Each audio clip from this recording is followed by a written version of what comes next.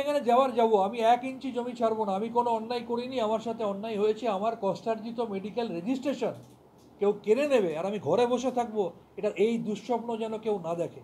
আমি এর শেষ দেখে ছাড়বো, যোগ্য জবাব দিয়ে ছাড়বো এবং মানহানির মামলা করে ওনাকে আমি কোর্টে টানবো। এটা আমার আজকে অঙ্গীকার।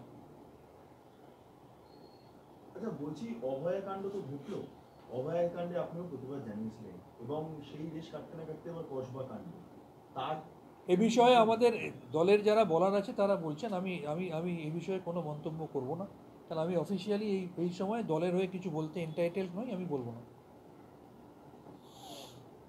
আপনি কি দলকে জানাবেন বিষয়টি? সেটা আমি ভেবে দেখবো, সেটা আমার আর আমার দলের ব্যাপার, আমি দেখব। আপনি কি আশ্বস্ত বোধ করবেন মানে দলকে জানিয়ে যে কোনো কি সুরা হয় মানে মনে করছেন? সেটা আমার আর আমার দলের ব্যাপার। আমি জানাবো কিনা, জানালে কাকে জানাবো, জানিয়ে আশ্বস্ত বোধ করবো কিনা সেটা তো পরের কথা। আমি জানি আমি আইনের পথে আছি, ন্যায্য পথে আছি, আমার সাথে অন্যায় হয়েছে, আমি আইনি লড়াই লড়বো এবং আমি জিতবো। এবং এত বড় দুর্নীতিগ্রস্ত অনৈতিক লোককে যোগ্য যদি শিক্ষা না দিতে পারি, তখন আমাকে যা বলবেন মেনে নেব। আজকের এই বৈঠকে 6 জন সদস্য অনুপস্থিত ছিল।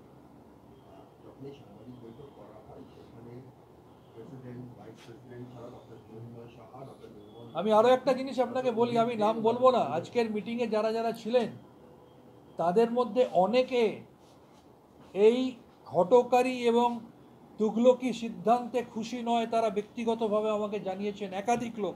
আমি তাদের নাম বলবো না। শুধু ডাক্তার নয়, স্টাফেদের অনেকে ইতিমধ্যে আমায় জানিয়েছেন এই তুগলকি অনৈতিক সিদ্ধান্ত মেনে নেওয়া যায় না, আপনি স্যার যতজন পারেন যান, এর বিরুদ্ধে আপনি লড়াই করে আপনি নিজে বাঁচুন, বাকিদের বাঁচান। অনেক স্টাফ বলেছে, আজকের মিটিংয়ে থাকা অনেক ডাক্তার সদস্য বলেছে, আমি তাদের নাম বলবো না। বলা দাবি করা হয়েছে যে সর্বসম্মতিক্রমে আপনাকে 5 বছর মানে দোষী সাব্যস্ত করা হয়েছিল, শাস্তি হিসেবে 5 বছরের সুপারিশ করা হয়েছিল আপনার লাইসেন্স সাসপেনশন।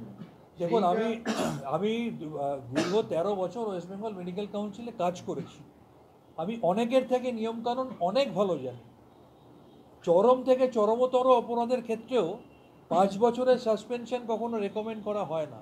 তাহলে যে বা যারা বলেছেন 5 বছরের সাসপেনশনের প্রপোজাল ছিল, পার্সোনাল ভেন্ডেটা বা পার্সোনাল আক্রোশটা তার মনের মধ্যে কোন জায়গায় সেটা ভেবে দেখুন। 2 বছর কেন, 5 বছর করতে পারতেন। 5 দিন আটকে রাখতে পারেন কিনা দেখুন, সে তো 5 বছর তো অনেক দূরের কথা।